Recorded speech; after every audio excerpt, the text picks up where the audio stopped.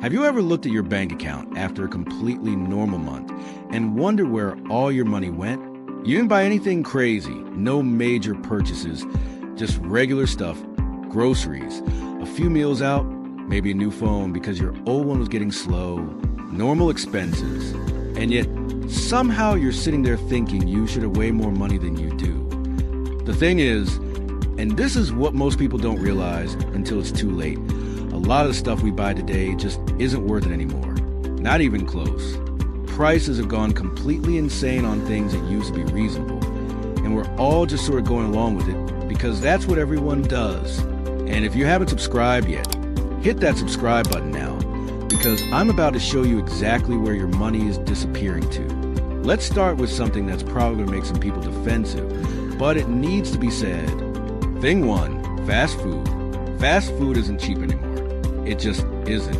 Remember when fast food was the thing you got because it was quick and affordable? That was the whole point. You could grab a burger and fries for a few bucks and be on your way. Those days are gone. Completely gone. Now you're looking at $12, $15, sometimes $20 for a meal at McDonald's or Burger King. $20 for fast food. That's not even sitting down at a real restaurant with actual plates and someone bringing you water.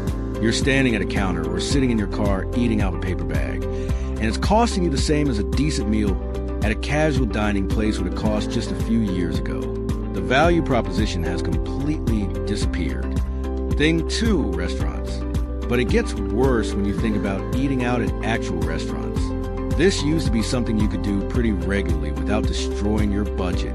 Now, going out to eat has become this luxury expense that adds up so fast it's genuinely shocking.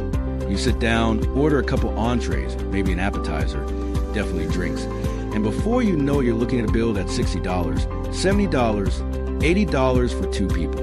One meal, and that's at a place that's not even fancy, just a regular restaurant, nothing special. Then you add the tip, and suddenly you spent $100 on dinner. $100 that's gone forever. You can't get it back. And when you're doing this multiple times a week, which a lot of people are, you're talking about thousands of dollars every single month just disappearing into restaurant bills. Thing 3, new cars. Then there's cars, brand new cars specifically. This one drives me crazy because the math is so obvious and yet people keep doing it. Buying a new car is one of the worst financial decisions you can make. The moment you drive a new car off the dealer's lot, it loses something like 20% of its value instantly. You haven't even gotten home yet, and you're already down thousands of dollars. Then it keeps depreciating, losing more value every single year. Meanwhile, you're probably making payments on it because most people finance cars these days. So you're paying interest on top of the purchase price. And the thing you're paying for is actively becoming worth less and less. And if you're getting value from this, take a second and hit that subscribe button because we're just getting started.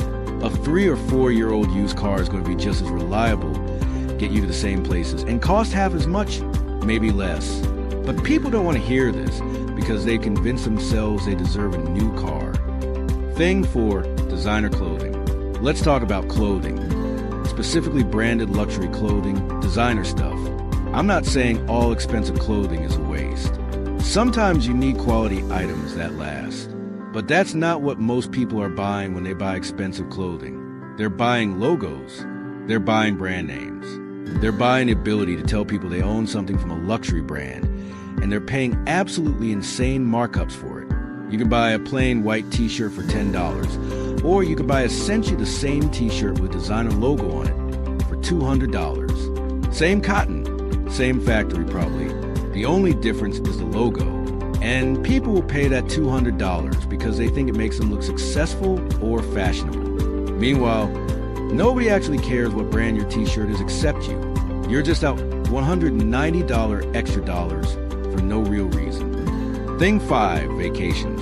Vacations are another one that's gotten completely out of control price-wise.